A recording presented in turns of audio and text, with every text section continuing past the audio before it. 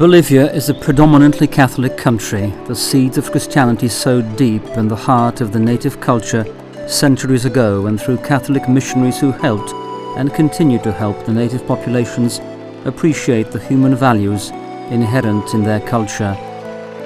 Consequently, Catholicism has become an essential part of the Bolivian character and worldview. In the early 1950s, however, Bolivia witnessed an influx of new movements of Christian and non-Christian personality-based religious groups, which undertook an intense proselytizing campaign not only in Bolivia, but throughout Latin America. Social crises and poverty have produced enormous internal migrations, often resulting in uprooted families in isolation. Detached from their mother communities and from their traditional livelihoods, internal migrants have succumbed to living in the city's slums. In these situations, families create new spaces to develop a sense of belonging and to integrate themselves to a new and often hostile city life.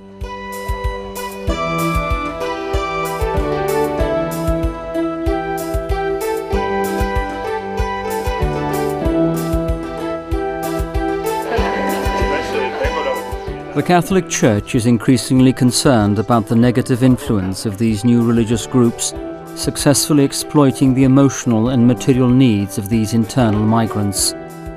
The proliferation of new religious movements with opaque origins, structure and objectives are a challenge for the local church. Consequently, the Catholic Church is called to not only focus on the spiritual and pastoral needs, but also to provide clear and accurate information to the faithful, allowing them to choose with true freedom when faced with these new religious offers.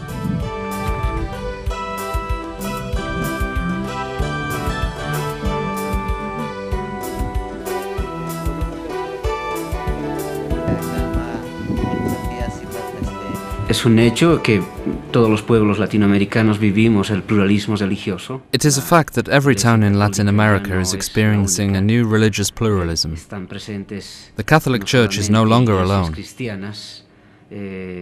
Not only are mainline Christian churches, the free churches present, but also the neo-Pentecostals and the so-called sects, or more correctly, new religious movements.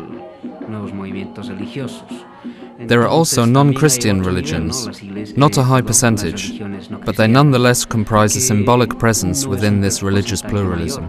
Pero que hacen presencia simbólica dentro de este pluralismo religioso. Por el discurso que utilizan. Neo-Pentecostalism employs a typical language. These churches differentiate themselves through their emotional preaching, attitudes and liturgies. They are different from the traditional Protestant or evangelical churches. They draw in a lot of people to their churches, and these people are not bound by any obligations as required by the Catholic Church.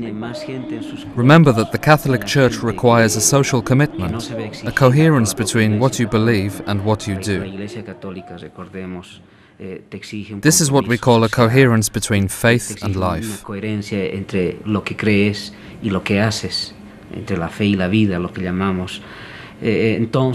We believe that today people choose these new churches because they are not obliged to do anything. You simply go to church on Sunday, have a personal encounter with the Lord, you praise the Lord, a personal relationship with God, and see you later. I'm not committed to anything, but only to come back to the show the following Sunday, to experience the show as a community, and, again, see you later. This is their style, and for this reason a lot of people like it. Ese es el ritmo y por eso mucha gente gusta de aquello. In Bolivia, as throughout Latin America, the Catholic Church serves to unify and create participatory spaces. Within this structure, people look to their community for a deeper and more integrated social as well as personal development.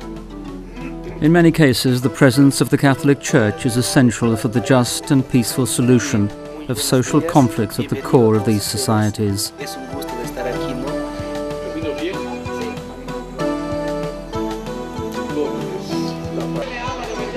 Many of the new non-Catholic religious movements take an aggressive position towards the Catholic Church and towards the local traditions of the native culture. Often they find their identity in opposition to Catholicism, basing their arguments in fear and in many cases taking advantage of the poverty and ignorance for further conversions. The result is the breakup of families and the polarization within once unified neighborhoods and communities. ¿Qué cosa quieres filmando?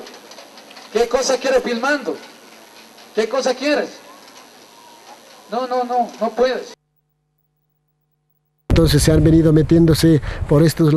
They come and say that things are happening because it is the end of the world and that Christ is coming soon. They say everyone should be converted. Catholics must stop being Catholics if they want to be saved. They use very specific terminology. There are Seventh-day Adventists, the Mormons, Jehovah's Witnesses. All these denominations are now here in Achacachi.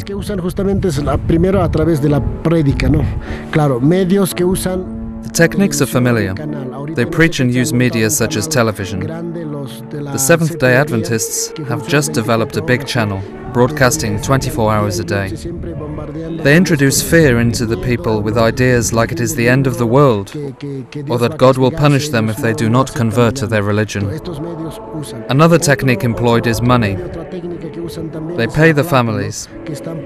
They offer up to $5 for the conversion of a 5-year-old boy. This is attractive. They don't go because of their faith, but because of money.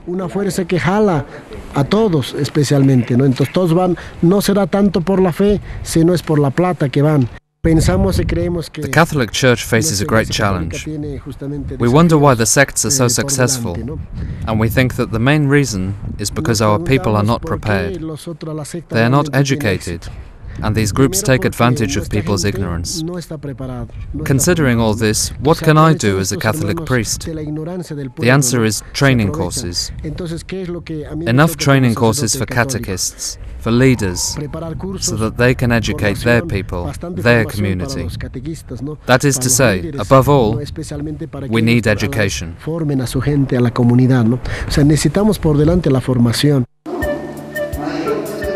As a traditional church in Latin America, Catholicism works to encourage the participation of every faithful. This implies organizing participation according to a great variety of cultural characteristics and social realities. Equally, the Church is working to further education, both human and Christian. The hope is that Catholics will be able to acquire a deeper knowledge about their own faith and the influence of faith in their spiritual, moral and social environments. Education, then, is the best answer in confronting the more opportunistic religious groups working in the area. Despite the importance of education, the Bolivian Church does not often have the resources to continue and develop this activity. For this reason, cooperation from international Catholic charities like Aid to the Church in Need are vital to this training program. Ayuda a la Iglesia necesitada siempre ha querido estar cercano a los obispos. Aid to the Church in Need has always helped bishops, ready to support religious and priests when they require our assistance. We try to stand with them in their situation, visiting and accompanying them. I have visited Bolivia and witnessed not only the deep poverty, but also how hard the bishops have to fight against the difficulties of everyday life. Una de las grandes dificultades